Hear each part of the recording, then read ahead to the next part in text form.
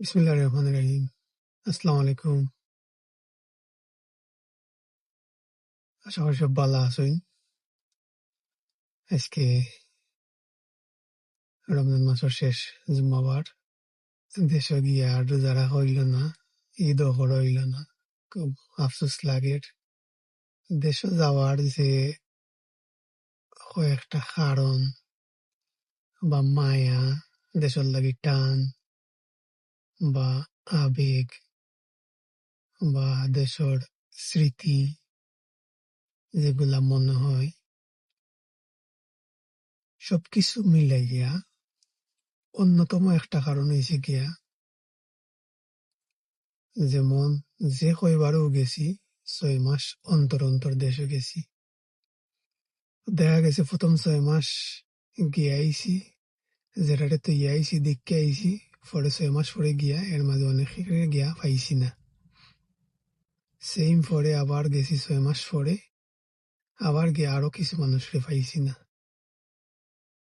এবার কো আইলাম প্রায় ১ বছরের উপরে, যারারে দেখে আইছি তৈয়া আইছি অনেক মানুষ নাই।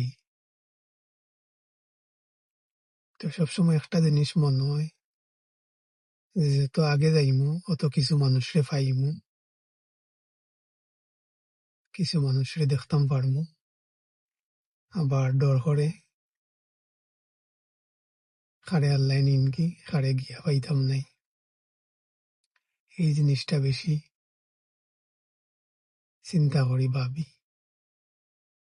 যেমন আরো ১ মাস আগে গেলে কিবা ইনরে পাইলাম নি, ৬ মাস আগে গেলে কিবা ইনরে পাইলাম নি, এনরে গিয়ে আর পাইতাম নাই, মারা গেছইন।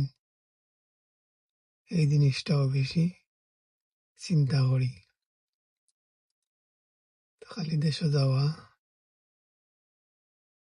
এমনি নাই, সকলতা মিলাইয়া দেশে যাওয়ার মধ্যে অন্যতম একটা কারণ। যেমন আরো যদি ৬ মাস পরে যাই, হয়তো এর ভিতরে দোয়া করি আল্লাহ সবরে নেক হায়াত দিতা, এর ভিতরে দেখা যাইব যে ১-২ জন ওরে আল্লাহ মায়া করে লিছুন। তো ও জিনিসটা বেশি ভাবি, চিন্তা করি। আল্লাহ সবরে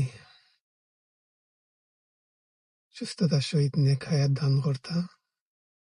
আসলে মানুষের লগে বেশি মিশছি, মানুষের কান্তাত গেছি, মাইনষেও মায়া করছইন, এর লাগি সবরেও মিস করি, সবর কথা মনে হয়। আর দেশে গেলে চেষ্টা করি আশপাশ সবরে দেখার, দেখে আবার। আসসালামু আলাইকুম।